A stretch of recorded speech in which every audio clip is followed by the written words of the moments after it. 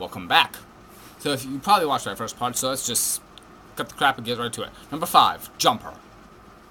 I mean, I didn't. I love movies with like people with superpowers and people with people like beyond normal have these really cool talents. One of the reasons I like X-Men stuff like X-Men playing with fire and the Incredibles and all that stuff. I just love we've seen normal people in like the most extraordinary of situations. And Jumper was all that and then some, except with a slight twist on it, in that they took like the whole superpower thing. It's not a whole lot of explanation around it. It's just he has the power. Let's see him abuse it and do whatever he wants with it. And that was a pretty cool original idea. And again, there's so much stuff you can do with this concept. I mean, if you have the Blu-ray, there's a bonus feature that shows like a animatic for a fight scene that never ended up in the movie with jumping around, and it's very cool. It's definitely worth checking out. And I really, really want a sequel to this movie, because there's a sequel book. This movie's based on a book, and I read the sequel to the book. It's called Reflex, and it's definitely worth a read.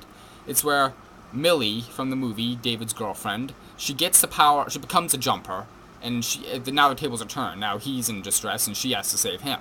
And I want that made. That is so cool. That's just a really cool idea. No one's done it before, and it would make a great movie. Doug Liman, get Hayden Christensen and Rachel Bilson back together, make this movie because it's awesome. It's just such a cool idea. There's so many cinematic possibilities with this. Number 4, Alien Resurrection. Now this is one of those rare movies that I like, but I know it's pretty bad. Like, I think the worst offense in this movie is the acting. The acting is horrendous. Not from Sigourney Weaver, or Ron Perlman, Winona Ryder, that guy in the wheelchair, Dominique something.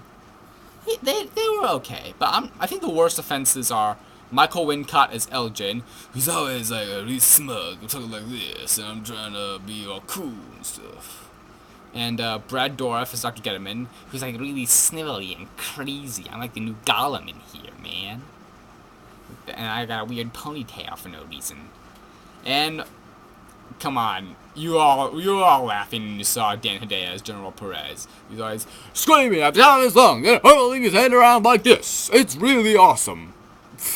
I mean, love it or hate it, this is a really fun movie to watch. It's just the acting is so bad it's good, really, because I don't know, it's epic, and I think this is one of those other movies that it's leave your brain at the door, have a good time. Like the underwater sequence is the best part of the movie, obviously, as it's a really cool action scene, and it's not going for any awards or anything. It's just it's like an action horror movie, and it's trying to be fun, and it, like it or not, it definitely succeeds at that. Because the bad acting really, really helps the enjoyment factor of this. Number 3, Lost in Space. I worship this movie, okay? I don't like it, I don't love it, I worship it. It is so good, in my opinion, I should say. I think it's definitely one of the best movies I've ever seen. It's just so brilliantly paced. It's so brilliantly laid out. The characters are great. I love them. I love Lacey Chabert. She's kind of hot now. And I love Matt LeBlanc. I watched Friends. He's a great, cool captain. Heather Graham, William Hurt, Gary Oldman. Gary Oldman's awesome. There are some great effects in this movie. The concept is really cool. Great music. Cool electro music. And, I don't know why this movie is just so good. It just is. Or why I think it's so good. I know there are people who hate this movie, and to be honest, everything people say is bad about this movie is everything I love about it. Like, a lot of people criticize the dialogue. What's to criticize? I mean, there's some really cool one-liners in here. My personal favorite is, "This Cold War just got hot." Followed closely by, "Okay, last one to kill a bad guy buys the beer." I so use that all the time. But Lost in Space, I just love it. It's one of my all-time favorites, and not quite sure why, but I honestly don't know why people hate this one. I mean, some of the other movies on this list, I can see why people would hate them. But this one, not really. Number 2, The Matrix Reloaded and The Matrix Revolutions. I want to talk about The Matrix Reloaded is another one of those just awesome, fun, cool summer movies. It's just so much action, so much epicness. The freeway sequence is insane and one of the best action sequences ever created, in my opinion. The effects are mind-blowing, I mean, and yet it's still smart. It still has all these deep discussions about philosophy. There's all this stuff about control and cause and effect and purpose, and it gets really deep. And I'm one of those people who gets the dialogue in this movie. Like, when I saw the first Matrix, I went into it knowing a lot of people said it was really confusing. And when I saw it, I'm like, what's there to be confused about? It's so simple. I mean, I've explained it to my 12-year-old sister, and she gets it. But, and, like, yeah, the architect scene, I can see why people would hate that. It's just there are a lot of long spaces of talking in this movie. But, again, like, if you're like me, you get the dialogue, you get it, and it's actually genuinely important, and it's genuinely cool. Matrix Revolutions, I love third installments. I love the last movie in a trilogy, because I love to see how everything gets resolved, how the loose ends get tied up, how each character meets their fate. I love to see, especially when there's a cool original twist on that. That's why I like movies like X-Men 3 or Pirates of the Caribbean at World's End so much. Because whenever there's a cool twist, and there's a cool, like, bam, you didn't see that coming. Like, for example, X-Men 3, it's, spoiler alert, the death of Professor X. In Pirates of the Caribbean 3, it's Will is a new captain of the Flying Dutchman. Matrix Revolutions, you got Trinity dying, and Neo sacrificing himself, and like, pretty much 50% of this movie is the most epic action scene you've ever seen in your life. So that, I don't know why people are criticizing it. It's such an amazing action scene. It really deserved, like, its own award for, like, best action scene ever created. Same thing with the freeway chase in Matrix Reloaded, but I digress. I can't talk. Matrix Revolutions is, I think, one of the cooler endings to a franchise. I mean, and again, please tell me they're not making more Matrix movies. Well, it would be. It's just, again, like with movies like Matrix Revolutions, it's all ended. It's all tied off. You can't do anything more with it.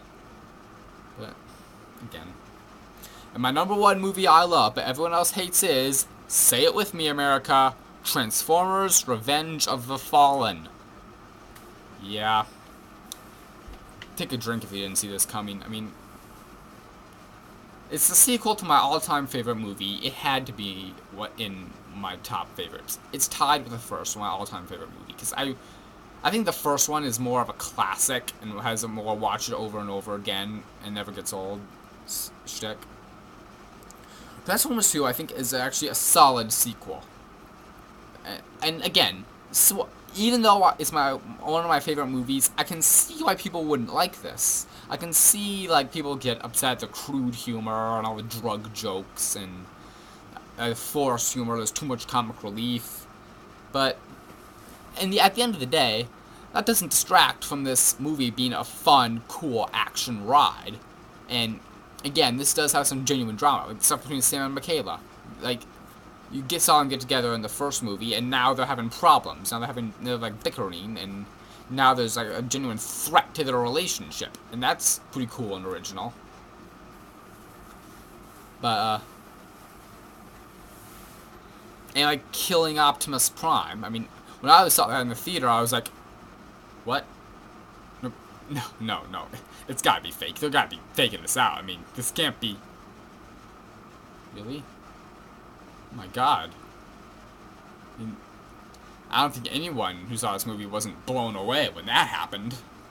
I mean, it's again, I know there are a lot of people who like this movie, but still, the majority of this really hates it, and I can see the reasons why, but still, give it a chance. I mean, there are far worse movies out there, which we'll get to in my next video. I mean, like, again, compare Transformers 2 to New Moon, and there's really no comparison. Transformers 2 is a superior film. But that's why I'm eagerly anticipating Dark of the Moon, because I'm like the Matrix. I really want to see how they tie up all loose ends and what the big original twist for the grand finale is going to be. But that's pretty much it. And